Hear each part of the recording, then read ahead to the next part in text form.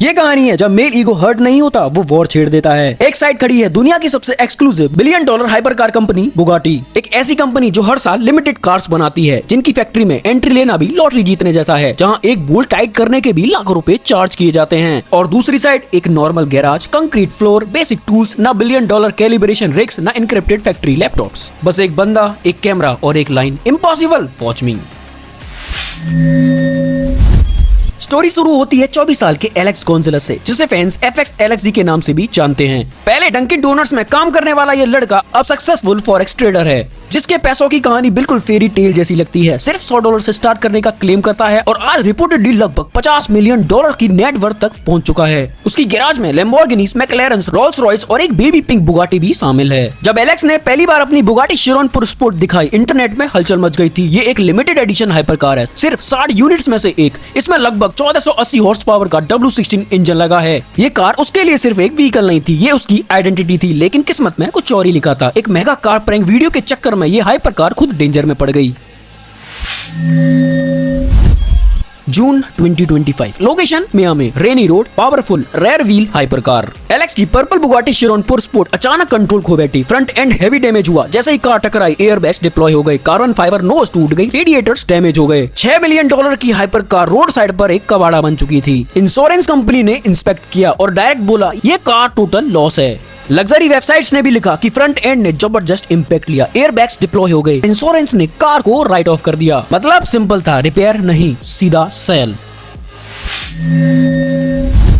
Dealers और collectors speculate कर रहे थे कि को-पार्ट जैसे सेल्वेज ऑक्शन हाउस में इस कार की लिस्टिंग होगी। रिपोर्ट्स के हिसाब से ड्राइव ट्रेन शायद बच गया था। लोग गैस कर रहे थे इसकी बोली अराउंड $8 लाख से शुरू हो सकती है। सोचो, $6 मिलियन की बुगाटी और वो भी ऑक्शन में। इंश्योरेंस ने ऑफिशियली टोटल लॉस डिक्लेयर करके कार को ऑक्शन के लिए भेज दिया। अफवाह ये थी कि क्या एलेक्स ने खुद कार वापस खरीद ली। ऑक्शन न्यूज आते ही इंटरनेट पर सवाल उठा, इस एक्सीडेंटल शिरोन को कौन खरीदेगा। और रूमर ये भी था कि यूके के फेमस रिबुल्ड यूट्यूबर मैट आर्मस्ट्रांग इसे खरीदने वाला है। मैट ऑलरेडी क्रैश सुपरकार्स को रिवाइव करने के लिए फेमस है। लेकिन ट्विस्ट यहाँ आया। रिपोर्ट्स के अकॉर्डिंग एलेक्स गोंजालेस ने खुद ही अपनी क्रैश बुगाटी वापस खरीद ली। कुछ रिपोर्ट्स में मेंशन था कि पहले मैट को ऑफर दिया गया था, लेकिन प्राइस हाई सुन के एंड में एलेक्स ने खुद को पार से बाय बैक करके गाड़ी को लगभग $1.8 मिलियन में वापस खरीद लिया। इंटरनेट डिवाइड हो गया। कुछ लोग बोले रेस्पेक्ट, अपनी ड्रीम कार नहीं छोड़ी। दूसरे बोले ये कंटेंट के लिए है। जो भी हो, फाइनल रिजल्ट क्लियर था। कार फिर से एलेक्स के नाम पर आ गई।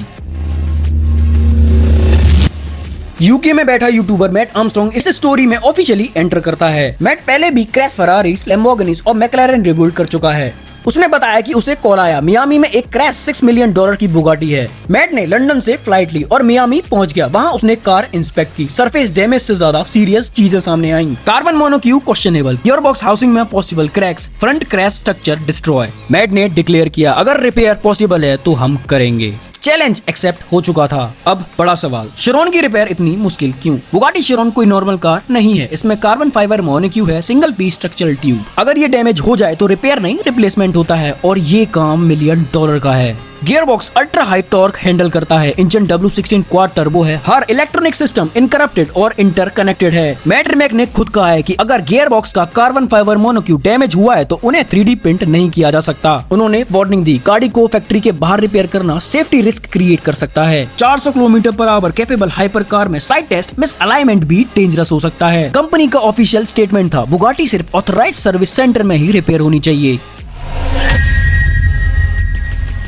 फिर सबसे बड़ा ट्विस्ट, बुगाटी ने रिपोर्टेडली कार को ब्लैकलिस्ट कर दिया। मतलब VIN block, vehicle identification number. Authorised dealership को पार्ट सप्लाई करने से मना कर दिया गया। रिपोर्ट्स के हिसाब से कंपनी ने स्पेयर पार्ट्स देने से इनकार कर दिया। मैट आर्मस्ट्रांग को अमेरिका में पार्ट्स लेने में डिफिकल्टी हुई। डीलरशिप स्टाफ ने क्लियरली मना कर दिया, बुगाटी इस कार के लिए पार्ट्स नहीं देगी। अब सवाल और बड़ा हो गया, अगर कार ओनर है तो क्या उसे रिपेयर का राइट नहीं।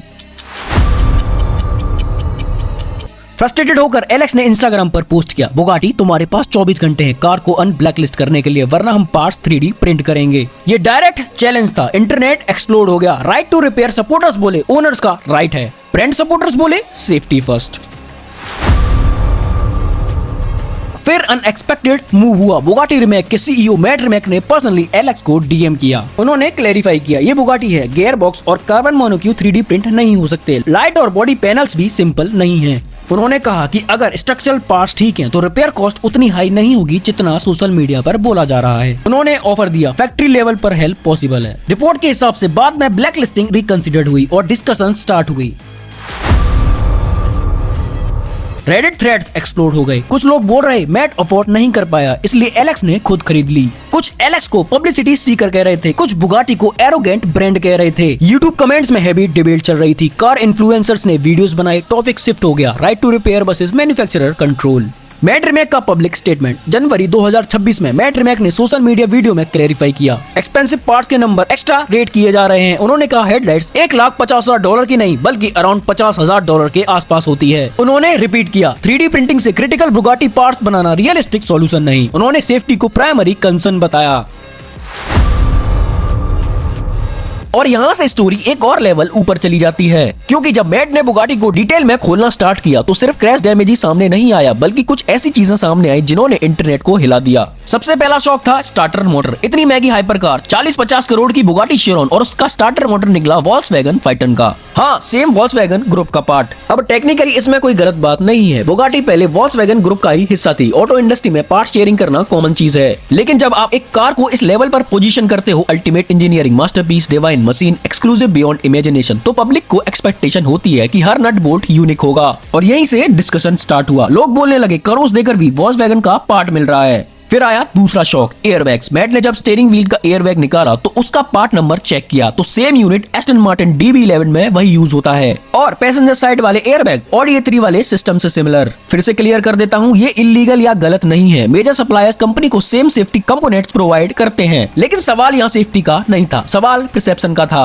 अगर 40 करोड़ की कार में 40 लाख वाली ऑडी के सप्लायर का पार्ट है तो फिर रिपेयर सिर्फ फैक्ट्री में ही क्यों पॉसिबल है? यहाँ से डिबेट थोड़ा सीरियस हो गया। मतलब ओनर होने के बावजूद एलेक्स के पास एक्सेस नहीं था पार्ट्स का, और जब पार्ट्स नहीं मिलेंगे तो नेचुरली इंडिपेंडेंट रिपेयर इम्पॉसिबल हो जाएगी। यहाँ से राइट टू रिपेयर का एंगल एंटर होता है। सिंपल सवाल, अगर कार मेरी है, मैं इंश्योरेंस पे करता हूँ, मैं उसका लीगल ओनर हूँ, तो क्या मुझे उसे रिपेयर करने का राइट नहीं? और एलेक्स ने ये भी बोला मैं $6 मिलियन पे कर रहा हूँ, पर मुझे seat recline forward and backward करने के लिए मैनुअल एडजस्टमेंट क्यों मिल रहा है जैसे टोयोटा कोरोला में है? लेकिन यहीं पर सेकंड एंगल भी है। अगर हर चीज फैक्ट्री के कंट्रोल में रहेगी तो ओनर लाइफ टाइम डिपेंड रहेगा। सर्विस के लिए फैक्ट्री जाओ, पार्ट्स के लिए फैक्ट्री जाओ, सॉफ्टवेयर के लिए फैक्ट्री जाओ, अप्रूवल के लिए फैक्ट्री जाओ। ये एक क्लोज्ड इकोसिस्टम है। और जब मैट ने कार को स्प्लिट करके गियर बॉक्स इंस्पेक्ट करने का डिसीजन लिया तो सिचुएशन और इंटेंस हो गई, क्योंकि शिरोन को स्प्लिट करना सिंपल काम नहीं है। Titanium bolts, rear module separation, precise alignment. Bugatti के सीईओ का बोलना था कि ये गैराज में पॉसिबल नहीं, लेकिन मैट ने कर दिखाया। और यहाँ एक और इंटरेस्टिंग चीज हुई, जब गियर बॉक्स के क्रैक्ड ब्रैकेट की बात आई तो बुगाटी का प्रोटोकॉल होता है इंटायर असेंबली रिप्लेस, लेकिन मैट ने उस ब्रैकेट को 3D स्कैन किया, CAD मॉडल बनाया, CNC मशीन से स्ट्रॉन्ग वर्जन बनाया। अब सवाल ये है, क्या ये अनसेफ है या ये स्मार्ट इंजीनियरिंग है? इंडस्ट्री में बहुत सी कंपनी स्मॉल ब्रैकेट या माउंट रीडिजाइन करती हैं। आफ्टर मार्केट ट्यूनिंग वर्ल्ड में ये नॉर्मल है,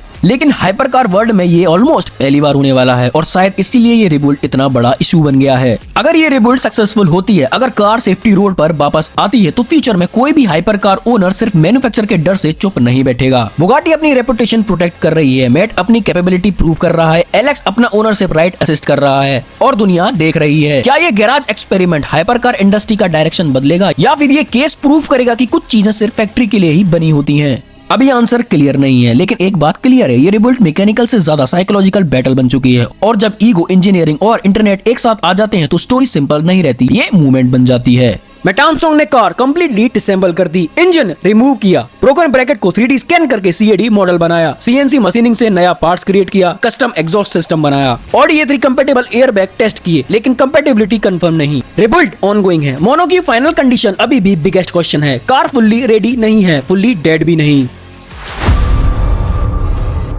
अब तक कोई ऑफिशियल लॉ सूट फाइल नहीं हुआ। रिपोर्ट सजेस्ट करते हैं कि बुगाटी ने रिपेयर ऑफर दिया था, नेगोशिएशंस चल रहे हैं, कोर्ट रूम वार अभी भी ऑफिशियली स्टार्ट नहीं हुई। तो कहानी यहीं खत्म नहीं होती। एक तरफ एलेक्स अपनी ड्रीम हाइपरकार को वापस रोड पर लाना चाहता है, दूसरी तरफ बुगाटी अपनी ब्रांड इंटीग्रिटी और सेफ्टी को प्रोटेक्ट करना चाहती है, और बीच में मैट आर्मस्ट्रांग अपनी इंजीनियरिंग स्किल से इम्पॉसिबल को पॉसिबल बनाने की कोशिश कर रहा है। क्या ये शिरोन फिर से 400 किलोमीटर/आवर टच करेगी या ये हाइपरकार हमेशा के लिए एक कंट्रोवर्शियल केस स्टडी बन जाएगी? अभी के लिए स्टोरी कंटिन्यू है। ऐसी ही इंटरेस्टिंग वीडियोस के लिए सब्सक्राइब करना मत भूलना। मिलते हैं सोल ऑफ इंजन के नेक्स्ट एपिसोड में।